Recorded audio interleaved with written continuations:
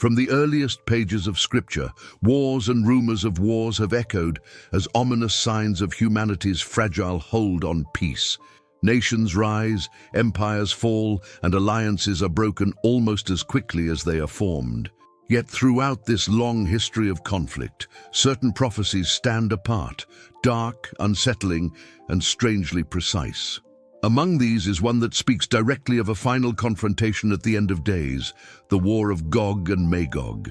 It is a prophecy that has haunted the minds of believers for centuries, resurfacing whenever the world teeters on the edge of catastrophe. Today, as Russia once again dominates headlines, the question grows louder. Could these ancient words be speaking of our time? The book of Ezekiel, chapters 38 and 39, lays out the terrifying vision. The prophet describes a coalition of nations led by a mysterious figure named Gog, ruler of a land called Magog. This confederation rises in the latter days, turning its armies against Israel. The scale of the invasion is unprecedented, the destruction catastrophic, and the outcome shocking, because the intervention is not from human diplomacy or military might, but from the very hand of God. For many Christians, Jews, and even secular observers, the echoes of this prophecy in today's global tensions are too striking to ignore. But to begin, we must ask, who was Ezekiel, and why do his words carry such weight? Living during the Babylonian exile in the 6th century BCE, Ezekiel was a priest-turned-prophet. Torn from his homeland and thrust into captivity, he became the voice of warning and hope for a people who had lost everything. His visions were not the gentle whispers of comfort that some might expect from a spiritual leader. They were wild, vivid, often terrifying. He saw wheels within wheels, dry bones rising from the earth, and fire from heaven consuming the arrogant. When Ezekiel spoke of Gog and Magog, his listeners knew this was no mere metaphor. He was proclaiming a reality yet to come, one that transcended his own generation. The names themselves are shrouded in mystery. Magog is mentioned briefly in Genesis as a descendant of Japheth, one of Noah's sons. Yet beyond that, the text offers little detail. Gog is even more elusive. Introduced suddenly as a leader, a prince of nations, but with no backstory, as though his very identity were meant to remain enigmatic. Scholars have wrestled for centuries with these names, linking them to ancient tribes on the steppes north of Israel, to Scythians, or to regions beyond the Black and Caspian Seas. Later Jewish tradition placed Magog in the far reaches of the world, a symbol of hostile nations outside the covenant. Christian interpreters, especially during times of crisis, have often looked to whichever northern power loomed largest: Rome, the Mongols, the Ottoman Empire, and more recently, Russia. And here lies the tension that makes this prophecy so enduring. It is both specific and timeless. Ezekiel names particular places: Meshech, Tubal, Persia, Cush, Put, but he does so in a way that feels both anchored in history and strangely open-ended. Were these names meant to describe concrete allies in his own time, or archetypes of hostility that would appear again and again until the final confrontation? The ambiguity is deliberate. Prophecy often speaks in riddles, not to confuse, but to keep the hearer vigilant. It resists being pinned down, forcing each generation to ask, could this be about us? Fast forward 2.5 millennia, and the imagery feels uncomfortably familiar. Once again, a powerful nation from the north dominates world affairs. Once again, the fragile stability of the Middle East trembles under the weight of shifting alliances. Once again, believers pore over ancient words with trembling hands, wondering if the headlines of today are the fulfillment of prophecies written in the ashes of exile. For some, it is coincidence. For others, divine orchestration. Yet before we leap to conclusions, we must sit with the weight of Ezekiel's vision. He does not merely describe political conflict, he frames it as cosmic drama. Gog and Magog are not just military leaders or tribes, they are symbols of defiance against God himself.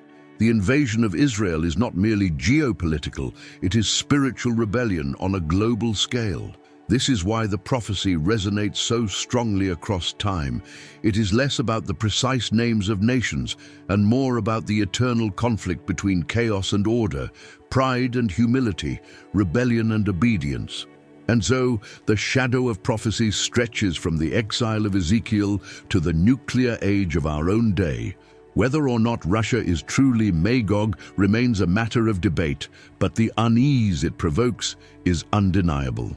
The words of Ezekiel call us to pay attention, to recognize that history may not be a random cycle of empires, but a story with direction, climax, and conclusion. The shadow reminds us the end has always been near, not because we know the day or hour, but because every generation is invited to live as though eternity were pressing against the present. If Ezekiel's vision is a shadow cast across history, then the names Gog and Magog are the shapes within it, obscure yet undeniably compelling. To understand this prophecy, interpreters have always tried to pierce the veil. Who is Gog? Where is Magog? And do these names point to specific nations in our own world? The text itself gives us fragments. Ezekiel 38:2 calls Gog the chief prince of Meshech and Tubal. These names appear earlier in the genealogies of Genesis 10 as descendants of Japheth, Noah's son. Magog is listed there as well, suggesting an ancient tribal or geographic identity. But where exactly were these peoples located? Ancient historians such as Josephus identified Magog with the Scythians, nomadic horsemen who roamed the steppes north of the Black Sea. Others placed them even farther east in lands beyond known maps, at the very edge of the world. In Jewish apocalyptic imagination, Magog became less a specific tribe and more a symbol, the archetypal enemy from the north. By the time the New Testament was written, Gog and Magog had taken on an almost mythical dimension. Revelation 27:8 speaks of Satan deceiving the nations in the four corners of the earth, Gog and Magog, to gather them for battle. Here the names represent not just a coalition of certain nations, but the totality of all nations rising against God. The symbolic weight is clear. Gog and Magog are both real and larger than real. They are history and metaphor, geopolitics and theology, all at once. This dual identity explains why the prophecy has been reapplied across so many centuries. In the Middle Ages, Christian commentators saw the Mongol hordes sweeping across Asia and Europe as Gog and Magog. During the Crusades, Islamic chroniclers used the same names to describe the invading Christians. In later centuries, Russia, with its vast northern territories, became a natural candidate. The pattern is unmistakable. Whenever a vast, threatening power rises from the north or east, believers instinctively reach for Ezekiel's words. But could Ezekiel have had a specific nation in mind? Some argue yes. They point to the geography. Meshech and Tubal are often associated with regions in Asia Minor, near modern-day Turkey. Persia, modern Iran, is explicitly named as an ally. Kush and Put suggest African connections, possibly Ethiopia and Libya. The coalition described is vast and multinational, stretching from the Middle East to the edges of the known world. It is not a local skirmish, but a global alignment. For Ezekiel's audience in exile, this would have sounded unimaginable. Yet precisely because of that, it carried divine authority. Only God could foretell such an alliance. Others argue that Ezekiel was deliberately ambiguous. By leaving Gog and Magog undefined, he ensured that the prophecy would remain alive, capable of speaking to every era. This flexibility explains why believers today can look at Russia's resurgence, Iran's alliances, and the shifting sands of the Middle East, and see Ezekiel's vision reflected back. The prophecy does not die with one historical fulfillment. It remains open, watching, waiting. Still, the question presses, if Russia is Magog, who is Gog? Some propose that Gog is not a personal name, but a title, like Pharaoh or Caesar, designating a leader who embodies hostility toward God's people. In this sense, Gog could be any ruler who rises to power with arrogance, leading nations into rebellion. This interpretation fits the apocalyptic pattern. The figure is not just a man, but a symbol of the spirit of defiance. When a leader emerges who threatens Israel, challenges divine order, and gathers allies for war, the shadow of Gog falls across the world once more. There is also the question of timing. Ezekiel places this event in the latter days. But biblical prophecy often collapses time, speaking of both immediate and ultimate events in the same breath. Was Ezekiel describing an invasion in his own day that foreshadowed a greater future conflict? Or was he pointing exclusively to the end of history? The tension is deliberate. Prophecy invites us to live in readiness, not to pinpoint dates on a calendar. As Jesus himself said, "No one knows the day or the hour." And yet, when we compare the details with modern geopolitics, the parallels are unsettling. A nation to the far north, an alliance with Persia or modern Iran, a coalition stretching across continents, a focus on Israel, tiny yet central. It reads less like ancient poetry and more like tomorrow's headlines. Whether coincidence or divine design, the resonance is undeniable. This is why Gog and Magog remain at the center of so many conversations about prophecy. They are the ultimate cipher, symbols whose meaning seems always just out of reach, yet close enough to keep us watching. Thus, identifying Gog and Magog is not simply an academic exercise. It is a way of asking where we are in the story of history. If these names point to nations alive today, then the clock is ticking faster than we realize. And even if they remain symbolic, their message is clear. A day will come when the world unites in opposition to God, and he will answer not with silence, but with fire. Across the centuries, interpreters have wrestled with the enigma of Magog, but in the modern era, one name has increasingly surfaced in this debate: Russia. The vast northern empire, stretching from Eastern Europe across Siberia, has long captured the imagination of those who see in Ezekiel's words a mirror of current events. The question is not new. It has circulated for generations, but in times of heightened geopolitical tension, it takes on renewed urgency. Could Russia, in fact, be the nation Ezekiel described? The first line of evidence lies in geography. Ezekiel repeatedly emphasizes that Gog will come from the far north. In Hebrew idiom, north was often a place of danger. Invaders came into Israel not directly from the east, but through the northern passes, sweeping down upon the land. To say the far north is to gesture to lands beyond Israel's immediate enemies, to territories distant and formidable. If you trace a line due north from Jerusalem on a modern map, your path cuts directly through Moscow. It is this striking alignment that has led many to conclude that Russia occupies the place Ezekiel foresaw.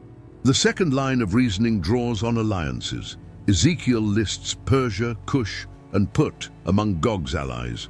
Persia, of course, is modern Iran, a nation that, in today's headlines, finds itself increasingly aligned with Moscow. Military cooperation, economic ties, and shared opposition to Western influence bind the two together. This partnership, observers note, eerily echoes Ezekiel's ancient list. If prophecy is a puzzle, these alliances are pieces clicking into place. But there is a third dimension: character.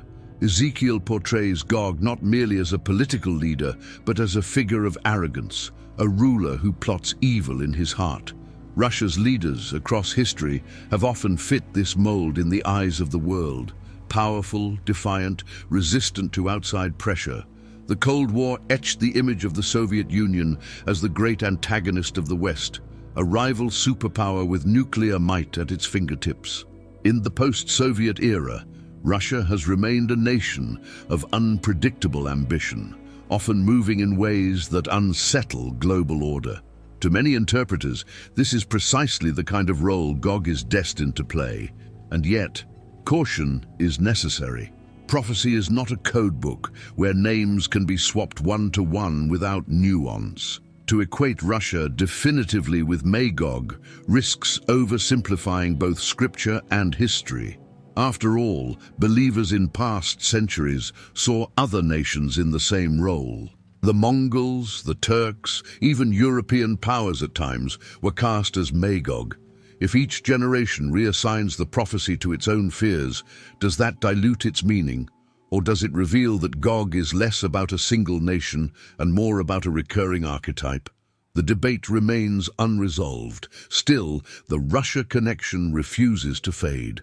Consider the 20th century, when preachers and commentators increasingly warned of a northern menace rising against Israel. The timing was uncanny. In 1948, Israel was reborn as a nation, fulfilling prophecies long thought impossible. Almost immediately, Russia emerged as a central actor in Middle Eastern affairs, supplying arms, fostering alliances, and projecting power into the region. For many, this was more than coincidence. It felt like the stage setting of Ezekiel's vision, the aligning of pieces on the chessboard of history. Then came the Cold War, with its nuclear standoffs and ideological clashes. To many believers, this was not merely a political contest. It was the foreshadowing of a biblical war. The collapse of the Soviet Union seemed for a time to quiet those fears. Yet as Russia reasserts itself in the 21st century, the whispers grow louder again. With each new alliance, each military maneuver, each headline of tension in Eastern Europe or the Middle East, the prophecy of Gog and Magog takes on fresh relevance. Skeptics dismiss it as pattern-seeking. Believers see it as divine confirmation. What complicates matters further is the question of timing. Ezekiel describes the invasion occurring when Israel is living in safety. Some argue this condition has not yet been met. Israel remains surrounded by hostile neighbors and ongoing threats. Others counter that the prophecy speaks not of absolute peace, but of a period of relative security, where the nation dwells confidently in its land. If so, then the current moment, with Israel strong, secure, and at the center of global attention, may fit the bill more closely than ever before. And so the question persists: is Russia merely another empire rising and falling in the endless cycle of history? Or is it the embodiment of Ezekiel's ancient vision, coincidence or fulfillment? The answer may not be clear until events themselves unfold, but the weight of possibility lingers. This is the nature of prophecy. It keeps the believer watchful, alert, reading the signs of the times. And as Russia continues to shape world affairs, the shadow of Gog and Magog looms larger, reminding us that history may be moving toward a climax foretold long ago.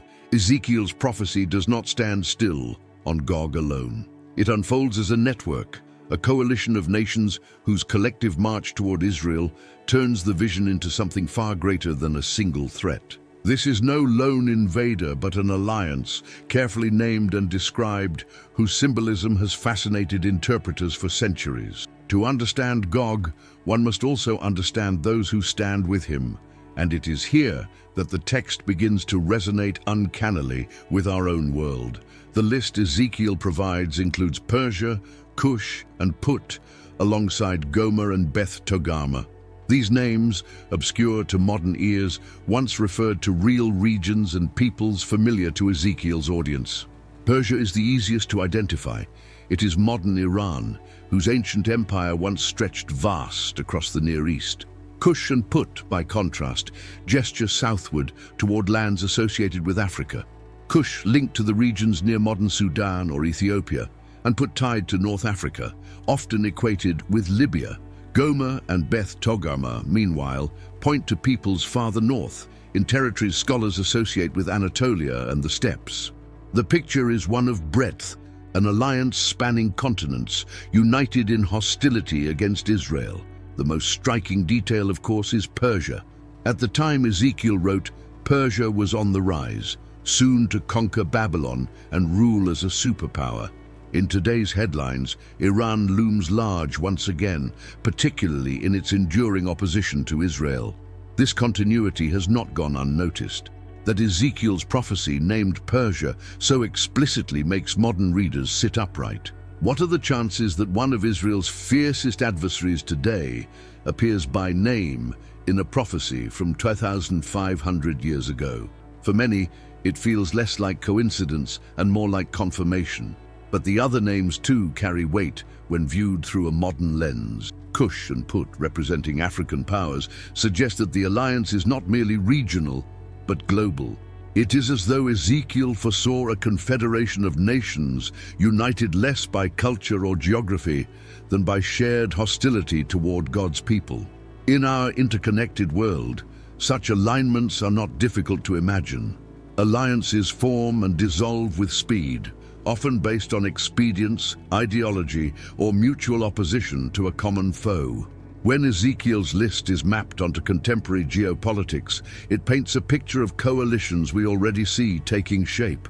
This breadth of alliance carries symbolic meaning as well. In ancient thought, to list nations from different directions, north, south, east, and west, was to describe the whole world in miniature. Ezekiel's coalition, then, is not merely a few adversaries, but a global gathering, a microcosm of humanity and rebellion. This makes the prophecy more than political analysis. It becomes cosmic drama. Israel is not simply facing enemies at its border, but confronting the gathered forces of the nations, a reflection of humanity's hostility toward the divine. The battle is theological as much as it is military.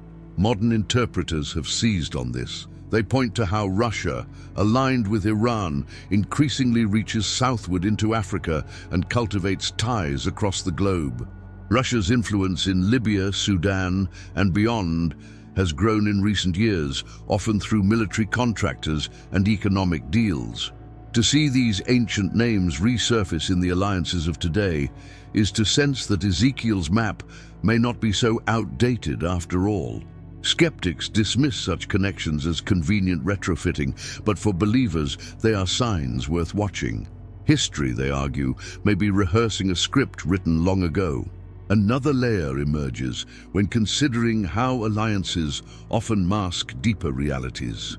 Ezekiel portrays Gog as the leader, the one pulling the strings, with the other nations following his lead. This hierarchy suggests that one dominant power will rally others under its banner, directing them toward a single purpose. It mirrors how empires throughout history have sought to marshal coalitions against smaller nations. To many, this description aligns closely with Russia's modern role, a power with reach and ambition, capable of drawing diverse allies into its orbit. The parallel is unsettling but difficult to ignore. Of course, the text's power lies not only in its historical correspondences, but in its spiritual resonance. The alliance Ezekiel describes is not just about political maneuvering, but about rebellion against God's order. The nations unite not merely because of geopolitical calculations, but because they are, in Ezekiel's vision, instruments of chaos opposing divine sovereignty. The battle is framed as inevitable. Forces aligned against Israel because Israel represents God's covenant. To resist Israel is, symbolically, to resist the God who chose her. This is what makes the alliance so significant. It is less about who is in the coalition and more about what the coalition represents. When seen this way, the prophecy becomes timeless. Every age has its alliances, its coalitions of power arrayed against what is sacred. To read Ezekiel's words today is to be reminded that behind every headline lies a deeper drama, one in which nations play roles larger than themselves. The names may shift, the players may change, but the pattern endures. Alliances rise, directed by forces unseen, converging against the purposes of God. And in Ezekiel's vision, they converge not in victory, but in their own undoing. The coalition of Gog and his allies thus stands as both warning and reassurance. Warning because it reveals how vast and organized opposition can be, stretching across continents and cultures. Reassurance because even this global gathering is not beyond God's control. For Ezekiel, the alliance sets the stage not for Israel's defeat, but for God's decisive intervention. The greater the coalition, the more dramatic the demonstration of divine power when it falls. And in that paradox lies the enduring hope that even the world united against the covenant cannot overcome it.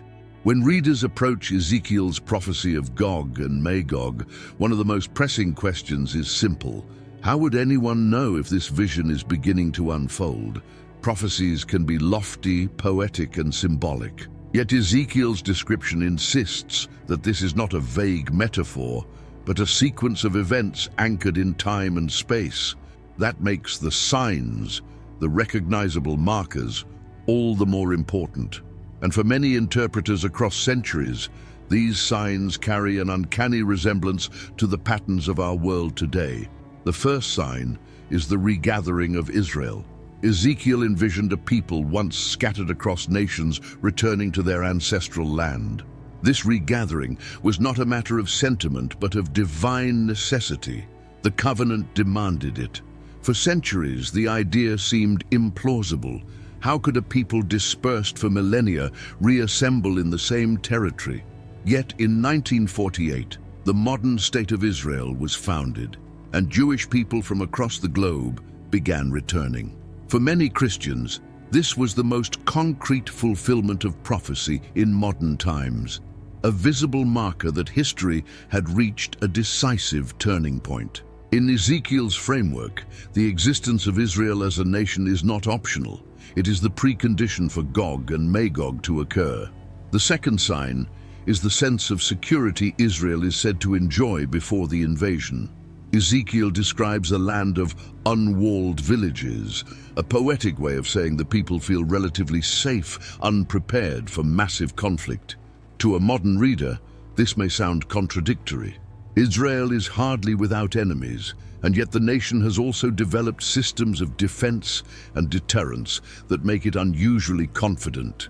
Its military capabilities, intelligence networks, and technological superiority have created a paradoxical environment, always alert, yet often prosperous, and secure enough that daily life thrives. Interpreters argue that this balance of vigilance and security reflects precisely the state Ezekiel predicted. A nation not crushed but stable, not paranoid but thriving, until the sudden storm breaks. The third sign is the rise of alliances hostile to Israel. As described in the previous chapter, Ezekiel names nations ancient and modern that suggest a coalition bent on aggression. When these alliances begin to solidify, interpreters see them as echoes of the prophecy. The relationship between Russia and Iran, the tensions with Turkey, the involvement of nations in North Africa, all appear as pieces of a puzzle Ezekiel laid out long ago. For some, this convergence is more than coincidence. It is the outline of the prophetic map being traced in real time. The fourth sign is the escalation of global instability. Ezekiel does not describe peace among the nations, but turmoil, chaos, that provides the context for Gog's rise.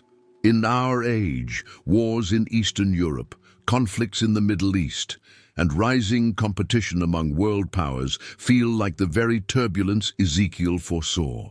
Prophecy interpreters caution that such instability is not random, but directional. It creates the conditions in which alliances can emerge, nations can be drawn into confrontation, and a final clash becomes conceivable. In this view, the chaos of our headlines is not the end itself, but the staging ground for it. The fifth sign is spiritual, not political. Ezekiel emphasizes that the nations rise against Israel not only out of ambition, but out of hostility toward God's covenant. This hostility is reflected not merely in policy, but in culture. Rejection of the sacred, dismissal of divine order, and embrace of ideologies that stand opposed to the God of Israel.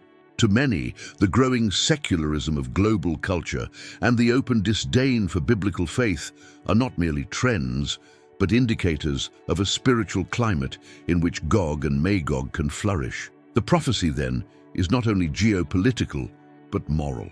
It describes not just armies, but attitudes, an age of rebellion against the divine. When viewed together, these signs form a pattern, a regathered Israel, a sense of relative security, hostile alliances, global instability, and a rising culture of rebellion. The pattern is not proof, but framework. It offers a way to see the times in light of prophecy. And it raises a sobering question. If so many of these signs are visible today, what does that say about the moment in which we live? The role of signs in prophecy is always twofold. They serve as warnings, but also as confirmations. For Ezekiel's original audience, the prophecy of Gog and Magog may have seemed remote, even fantastical. Yet the signs provided a way to anchor their faith. If these markers appeared, they would know the vision was real. For modern readers, the same logic applies. The signs give shape to the abstract, turning cosmic imagery into history one step at a time. And here lies a tension. Signs can also breed speculation, even sensationalism.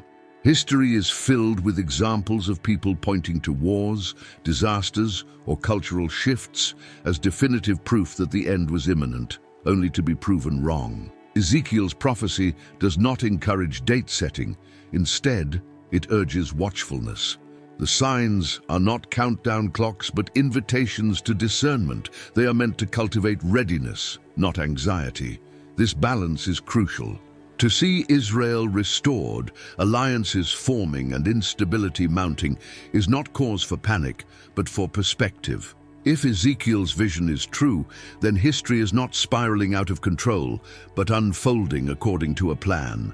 The signs, then, are less about forecasting doom and more about affirming sovereignty. They remind us that even chaos operates within boundaries set long ago. So, are we living in the days of Gog and Magog? That question cannot be answered definitively. What can be said is that the signs Ezekiel outlined are more visible today than at any other time since they were first written. That fact alone makes the prophecy feel less like ancient poetry and more like urgent commentary. And it leaves us with a pressing challenge: to read the signs not as fear, but as reminders of where history is ultimately headed. When Ezekiel named Gog as the leader of a vast coalition from the north, interpreters across centuries wondered which power could possibly fit such a description. Many names have been proposed, but in the modern age, one nation consistently dominates the conversation: Russia. Its geography, history, and ambitions seem to align with Ezekiel's vision in a way that no other contender does. But to claim that Russia plays the role of Gog is not a matter of politics alone. It is a theological and prophetic assertion that must be weighed with care. The case for Russia begins with geography. Ezekiel describes Gog as coming from the far north. When drawn on a map, the line of longitude from Jerusalem points directly to the lands of Russia. While other nations also lie to Israel's north, Russia uniquely occupies the expanse of the uttermost north, a phrase that in Hebrew suggests distance as well as direction. For prophecy interpreters, this detail is more than coincidence. It provides a geographical anchor that situates Gog's power firmly within the vast northern empire that has shaped Eurasian history for centuries. The second element is military might. Gog is described as leading a great host, an army unlike anything seen before. In the modern world, Russia is one of the few nations with such capability: nuclear weapons, advanced military systems, and a history of deploying overwhelming force. Ezekiel's imagery of cavalry and shields may reflect ancient weaponry, but interpreters argue that the principle is timeless. Gog commands a war machine capable of global intimidation. Russia's long-standing military tradition, from Tsarist expansion to Soviet dominance to modern interventions, echoes the scale Ezekiel envisioned. Third, Russia's history of alliances resonates with the prophecy. As described in earlier chapters, Ezekiel names nations often associated with Persia, Iran, Kush, Sudan, Ethiopia, Put, Libya, and Goma and Togama, Turkey and surrounding regions. In modern geopolitics, Russia has cultivated precisely these alliances. Its partnership with Iran is deepening through shared opposition to Western powers and collaboration in military technology. Its involvement in Syria has placed Russian troops and bases directly on Israel's northern border. Its outreach to Turkey and influence in North Africa extend its reach into territories Ezekiel listed millennia ago. To many prophecy scholars, the alignment is uncanny. Russia not only fits the geographical role, but also orchestrates the very coalition Ezekiel foresaw. Fourth, Russia's attitude toward Israel adds weight. While modern diplomacy has seen fluctuating relations, Russia has often positioned itself as a counterbalance to Western support of Israel. In the United Nations and international forums, it frequently sides with Israel's adversaries. Its military presence in Syria has created friction with Israeli air operations. Though not always overtly hostile, Russia's stance reflects the prophetic description of Gog, not a personal vendetta, but a calculated opposition to God's covenant people. Fifth, Russia's ideological legacy mirrors the spiritual dimensions of Gog. Ezekiel portrays Gog's rise not merely as political, but as part of a larger rebellion against God's order. For centuries, Russia has embodied ideologies that challenged biblical faith. Tsarist authoritarianism rooted in power, Soviet atheism enforced by persecution, and modern nationalism that often sidelines spiritual truth. While Russia also has a deep Orthodox Christian tradition, the tension between faith and power has marked its history. To interpreters, this blend of spiritual opposition and national ambition places Russia in the archetypal role of Gog, a force not only against Israel, but against divine sovereignty. Yet caution is necessary. To equate any modern nation directly with Gog risks oversimplification.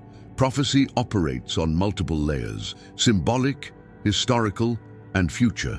Russia may fit the description better than most, but the danger lies in forcing prophecy into headlines rather than letting history reveal its fulfillment. Ezekiel's vision is not a tool for political agendas, but a framework for discernment. Still, the parallels cannot be ignored. When readers look at Russia's resurgence on the global stage, its willingness to defy Western powers, its military entrenchment in the Middle East, and its strengthening ties with Israel's adversaries, the resemblance to Ezekiel's Gog feels more than coincidental. Each step seems to bring the prophecy closer to reality, or at least to perception. For many believers, this identification raises both fear and faith. Fear, because the idea of Russia as Gog implies a confrontation of staggering proportions. Faith, because Ezekiel's prophecy does not end with Israel's destruction, but with God's decisive victory. Russia may appear formidable, but in the prophetic narrative, Gog's downfall is certain. The nation that embodies the role of Gog ultimately becomes the instrument through which God demonstrates his sovereignty to all nations. The role of Russia, then, is not only in what it does, but in what it represents, the convergence of power, ambition, and opposition to God's people. Whether or not Russia is Gog in the final sense, its actions today mirror the outlines of prophecy so closely that the comparison feels unavoidable. And this raises a profound question for modern readers. If Russia's rise is indeed foreshadowed in Ezekiel's vision, what does that mean for the times in which we live? As we move from identifying Russia's role to understanding the larger theological implications, the story of Gog and Magog becomes less about geopolitics and more about divine purpose. The stage may be set by nations, but the script is written by God. And in that script, even the mightiest powers serve a role they do not fully understand. Ezekiel's vision reaches its crescendo in the description of the conflict itself, the moment when Gog and his coalition of nations finally move against Israel. It is here that the prophecy shifts from ominous setup to dramatic confrontation. The language is vivid, the imagery sweeping. What had been a series of signs and alignments suddenly bursts into a picture of invasion, chaos, and divine intervention on a scale that leaves no doubt this is not an ordinary war. The prophecy describes Gog as leading a mighty army like a cloud covering the land. The metaphor conveys both number and inevitability. Clouds move silently but overwhelm the sky. They are impossible to ignore, their presence felt long before the storm begins. In the same way, Gog's forces are said to be vast and imposing, descending upon Israel with a sense of unstoppable momentum. This imagery has stirred the imagination of generations. To Ezekiel's audience, it was the nightmare of foreign armies sweeping across the land. To modern readers, it evokes images of tanks, jets, and missile batteries massing on borders, the machinery of modern warfare cloaked in the timeless language of prophecy. Yet the focus of the prophecy is not merely the size of Gog's army, but its purpose. Ezekiel describes Gog's intent as plunder and conquest. The invaders come to seize resources, to strip the land of wealth, to dominate a people perceived as vulnerable. This echoes the historical motives of empires past, yet it also resonates with modern conflicts where natural resources, strategic territory, and ideological control drive aggression. The timelessness of this motive reinforces the sense that Gog and Magog are not just historical figures, but enduring archetypes of human ambition gone astray. The invasion is not only physical, but symbolic. Israel, as the covenant nation, represents the people of God. To attack Israel is to defy God himself. Ezekiel makes this explicit. Gog's assault is not simply geopolitical, but spiritual. It is rebellion against divine sovereignty dressed in the garments of war. In this light, Gog becomes more than a national leader. He embodies humanity's recurring impulse to resist God, to seize power, and to build kingdoms that challenge the divine order. Ezekiel also details the terror of the moment. The land trembles, nations are thrown into confusion, and fear grips even the strongest hearts. This is not ordinary battle imagery, but cosmic disruption. Earthquakes, torrential rain, hailstones, fire, and brimstone cascade through the narrative. The natural world itself seems enlisted in the conflict, as if creation rises up to witness and participate in the divine response. The chaos of war is overlaid with the chaos of nature, amplifying the sense that this battle transcends human control. It is at this point that the prophecy pivots from dread to deliverance. Just when Gog appears to have the upper hand, God declares his intervention. "I will summon a sword against Gog on all my mountains," declares the sovereign Lord. Every man's sword will be against his brother. The invading armies collapse, not because of Israel's strength, but because of divine disruption. Confusion, infighting, and natural disasters turn the tide. What had seemed like an unstoppable coalition crumbles from within. This divine intervention is central to Ezekiel's narrative. The prophecy is not a story of Israel's military heroics, but of God's vindication. By allowing the nations to amass such overwhelming strength, God ensures that when the victory comes, it cannot be attributed to human strategy. The contrast is deliberate. Human arrogance meets divine sovereignty, and the outcome is inevitable. For modern readers, this raises sobering reflections. If Gog and Magog represent the pinnacle of human power, then Ezekiel's vision declares that even the strongest nations are fragile before God. No arsenal, alliance, or strategy can withstand the Creator's decree. The great conflict, then, is not only a story of destruction, but a revelation of limits. The limits of human ambition, the limits of military might, the limits of rebellion against the divine. At the same time, the prophecy provides comfort. For those who fear the rise of hostile powers, Ezekiel insists that history does not end with Gog's victory, but with God's. The armies may be vast, the alliance is intimidating, but the outcome is already settled. This assurance has sustained generations who read the prophecy in times of war and turmoil, reminding them that chaos never has the final word.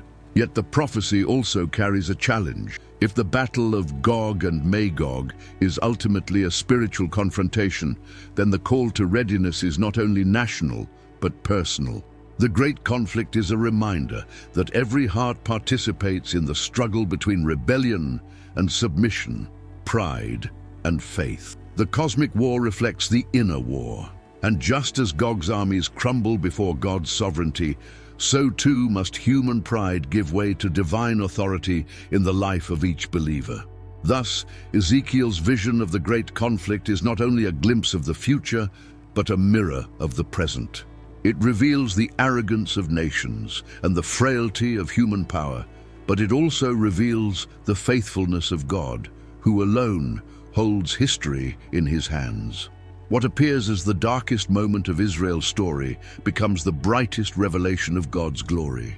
When Gog and his vast coalition seem poised for victory, Ezekiel's prophecy takes a dramatic and decisive turn. The focus shifts from human power to divine sovereignty, from the arrogance of nations to the unmatched authority of God. This is the pivot point of the narrative, the moment where the story is no longer about the ambitions of Gog, but about the glory of the Lord revealed through his intervention.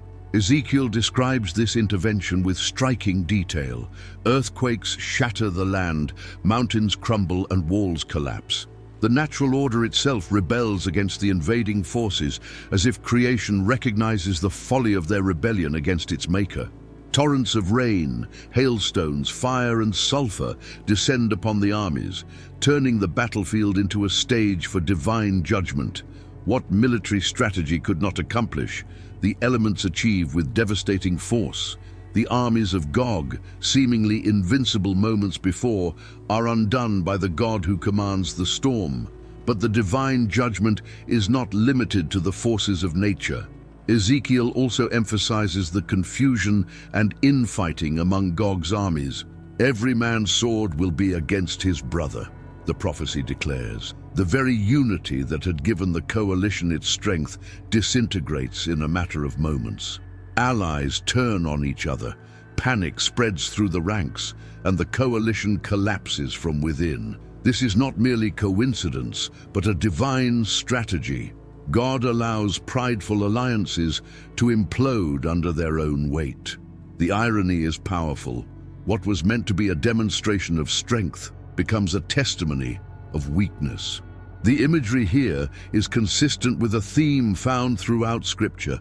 When human arrogance reaches its peak, God intervenes to restore order. Just as the builders of Babel were scattered, and just as Pharaoh's army was swallowed by the Red Sea, so too does Gog's mighty host fall to pieces under God's hand. The lesson is unmistakable. No matter how formidable human power appears, it is always subject to divine authority. For Ezekiel's audience, this message would have carried immense hope. Surrounded by empires, displaced from their homeland, they needed assurance that God's sovereignty had not been compromised. The vision of Gog's downfall provided that assurance in vivid terms. For modern readers, the passage continues to resonate, offering a reminder that no empire, however dominant, is beyond God's reach. History belongs not to the strongest nation, but to the Lord of hosts. The judgment against Gog is also presented as a revelation of God's holiness. Repeatedly, Ezekiel records God's words, "Then they will know that I am the Lord." This refrain underscores the purpose of the intervention. It is not only to defend Israel, but to demonstrate God's sovereignty to the nations. The collapse of Gog's army becomes a global testimony. Those who witness the destruction understand that the outcome was not due to Israel's power, but to the God of Israel, who orchestrates history according to his will. This revelation is not limited to the enemies of Israel. The prophecy suggests that Israel itself will also be reminded of God's faithfulness. In times of fear and doubt, when the nation feels small against the tide of history, the vision of Gog's defeat reinforces their covenant identity. They are not abandoned, they are chosen. God's intervention reaffirms their place in his divine plan, a plan that no invading army can undo. The judgment upon Gog also carries symbolic weight. Gog represents more than a single leader or nation. He embodies the collective pride of humanity in opposition to God. His coalition represents the alliances of rebellion, the gathering of those who seek to assert their power apart from divine order. By bringing Gog to ruin, God demonstrates not only his defense of Israel, but also his judgment on human arrogance itself. The fall of Gog is a preview of the ultimate judgment, the final reckoning when all rebellion will be brought to an end. For believers today, this passage invites reflection on the nature of power. It is easy to be intimidated by the might of nations, the reach of governments, or the force of armies. Yet Ezekiel reminds us that God is not impressed by human power, nor is he threatened by it. His intervention comes at the appointed time, and when it does, no coalition can stand. This truth offers comfort in uncertain times, when world events seem overwhelming and the future unclear. The assurance is clear. God is not absent. He is waiting for the moment when his glory will be revealed in unmistakable fashion. The judgment of Gog is also a call to humility. If even the strongest powers can collapse in a single day, then how should individuals live? Ezekiel's vision invites readers to place their trust not in human institutions, but in the Lord. The prophecy reminds us that history is not ultimately about nations rising and falling, but about God revealing his holiness through the unfolding of events. As the dust settles on the battlefield, Ezekiel's vision is not of Israel standing triumphant through its own strength, but of God's name exalted above the nations. The fall of Gog becomes a testimony that the Lord alone directs the course of history. And for those who read these words centuries later, the message remains the same. When human arrogance rises, God's intervention brings it down, and his glory shines all the brighter. The fall of Gog is not the end of Ezekiel's vision. If anything, it is the beginning of a new and startling phase. The prophecy lingers on what happens after the battle, shifting the focus from destruction to its consequences. What follows is not only about Israel's survival, but about how the entire world interprets what has just unfolded. The aftermath becomes a stage where God's glory is magnified and where the nations are forced to reckon with what they have witnessed. Ezekiel describes the aftermath in terms that are both practical and symbolic. First comes the burial of Gog's armies. The prophet writes that the invaders will be given a mass grave in Israel, a place that will be called the Valley of Hamon-Gog, meaning the horde of Gog. The act of burying these fallen soldiers is not merely about cleansing the land, it is about making a permanent statement. The valley becomes a monument to divine judgment, a reminder etched into geography itself that human arrogance leads only to ruin when it opposes the Lord. The sheer scale of the burial is staggering. Ezekiel says it will take 7 months for Israel to bury the dead. Teams will be appointed to comb the land, marking bones and collecting remains until the task is complete. This detail has fascinated interpreters for centuries. Some see it as literal, a prophecy of an unimaginable battle with countless casualties. Others view it symbolically as an image of total and overwhelming defeat. Either way, the point is clear. Gog's fall is no small skirmish, but a cataclysm that leaves the world stunned. Alongside burial comes cleansing. The prophecy emphasizes that the land must be purified from the defilement of war. In ancient Israelite thought, blood and death contaminated the land, and purification was necessary for it to remain holy. The emphasis on cleansing serves as a reminder that even in victory, Israel's identity depends not on military triumph, but on holiness. The people are called not simply to celebrate, but to restore their land to alignment with God's purposes. Ezekiel also describes an unsettling scene, a feast for the birds and beasts. God declares that the fallen armies will become food for vultures and wild animals.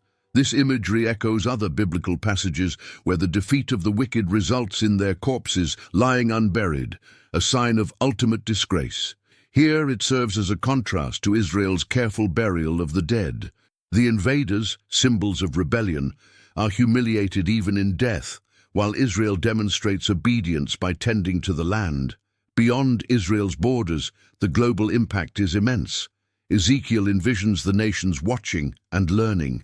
The nations will know that the people of Israel went into exile for their sin, the prophet declares, but the Lord brought them back to their land and showed himself holy through them. The defeat of Gog becomes not only a local victory, but a cosmic sermon. It shows that God is not merely the protector of Israel, but the sovereign over all creation. The nations are left with no doubt. The God of Israel is the true ruler of history. For Israel itself, the aftermath marks a turning point. The vision suggests that the people will never again live in fear of invasion. Their restoration is complete, their security guaranteed. The covenant relationship with God is reaffirmed, and his presence among them becomes the ultimate safeguard. The trauma of exile and oppression is answered with the assurance of divine permanence. Israel's survival is no longer in question. It is guaranteed by the Creator himself. For modern readers, the aftermath of Gog's defeat sparks reflection on the nature of power and security. Nations build alliances, stockpile weapons, and strategize for defense. Yet Ezekiel's vision insists that true security comes only from God. The burial of Gog's armies serves as a metaphor for the burial of misplaced trust in human power. The land is cleansed not only of physical bodies, but of the illusion that nations can defy the divine order and succeed. The global impact also raises a critical question. How do nations respond to God's revelation? In Ezekiel's vision, the defeat of Gog forces the world to acknowledge God's sovereignty. Some may respond with fear, others with faith, but no one can ignore the event. The prophecy suggests that history contains moments when God's hand becomes undeniable, when his intervention leaves no room for doubt. The aftermath of Gog's fall is one such moment, a universal sign that the Lord alone reigns. Yet the prophecy does not end in despair, but in renewal. The cleansing of the land, the restoration of Israel, and the recognition of God's holiness all point toward a future of hope. What was meant to destroy Israel becomes the very event that secures its destiny. What was meant to exalt human pride becomes the occasion for God's glory.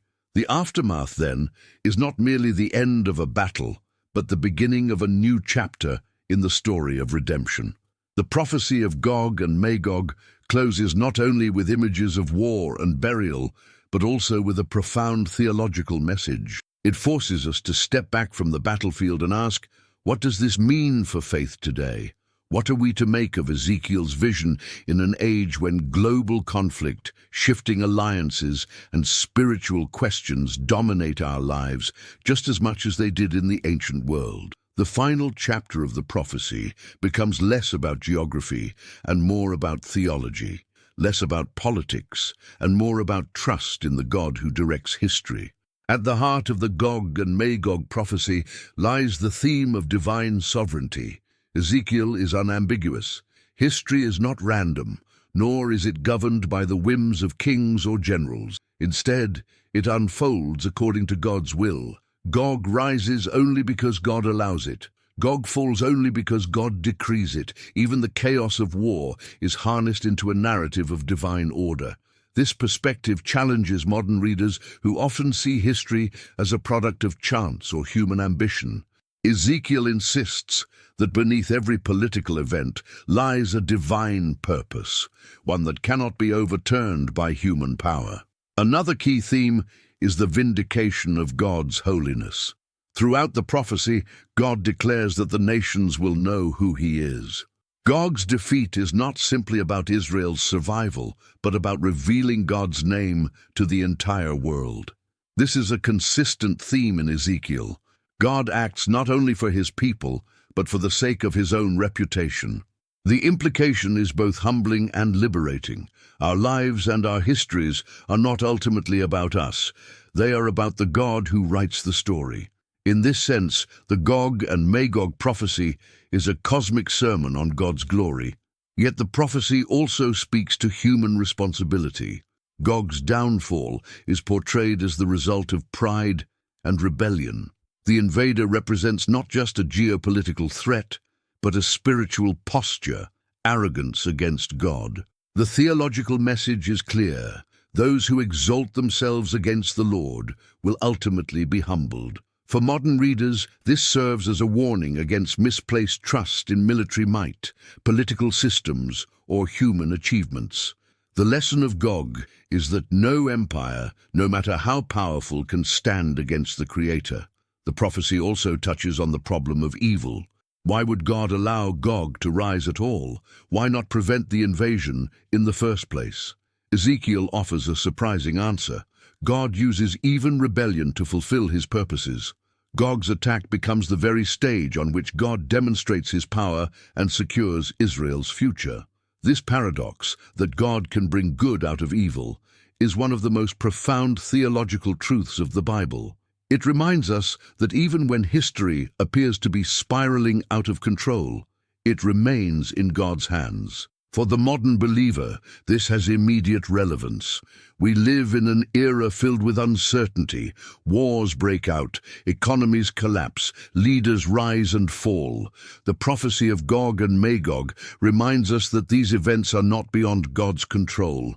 The world may look chaotic, but from a divine perspective, it is ordered toward a purpose. The challenge is whether we choose to trust that purpose, even when we cannot see the outcome. The Gog and Magog prophecy also offers a vision of restoration. After the battle, Israel is not left traumatized but renewed. The land is cleansed, the people are secure, and God's presence is reaffirmed. This points forward to the ultimate hope of Scripture, that God's people will one day live without fear, fully aligned with His presence.